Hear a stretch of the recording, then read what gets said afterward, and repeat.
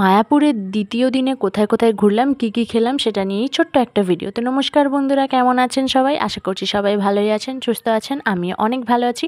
অনন্যাস mini blog চ্যানেলে আপনাদের সবাইকে স্বাগত। মায়াপুরের দ্বিতীয় দিনের সকালে আমি এখন মঙ্গল আরতি দেখা শেষে এখন আমি যাচ্ছি গোশালার দিকে।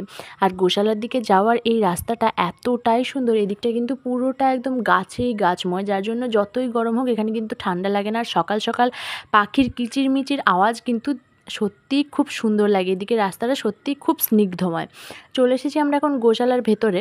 গোশালা খোলে 7টার দিকে। এই দেখুন, এই গোমাতার শিংটা অনেক বড় হলে অনেকেরই হয়তো ভয় লাগে, আমাদেরও ভয় লাগছিল, তাই আমরা একটু দূর থেকেই গায়ে হাত বোলাচ্ছিলাম। কিন্তু এরাও কিন্তু ভালোবাসা বোঝে, সেই জন্য দেখুন চুপচাপ কি সুন্দর আদর খাচ্ছে।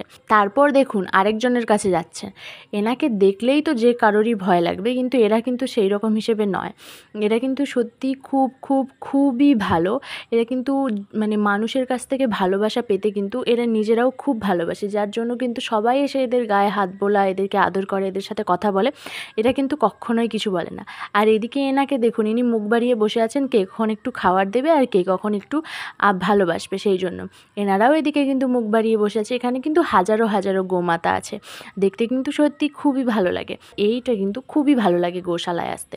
এই দেখুন গোশালা চত্বরটা পুরোটাই দেখিয়ে দিলাম। 7টার দিকে খুলেছে, তখনও কিন্তু প্রচুর লোক ছিল। তো আজকের মতো ভিডিওটা এখানেই শেষ করছি। ভালো লাগলে অবশ্যই লাইক, কমেন্ট, শেয়ার এবং আমার চ্যানেলটা সাপোর্ট করে দেবেন। দেখা হবে আবার নতুন এক ভিডিওর সাথে। মায়াপুরের আরও নতুন নতুন ভিডিও দেখার জন্য আমার চ্যানেলের ওপর নজর রাখুন। ভিডিওটা ভালো লাগলেও অবশ্যই চ্যানেলটাকে সাপোর্ট করে দেবেন।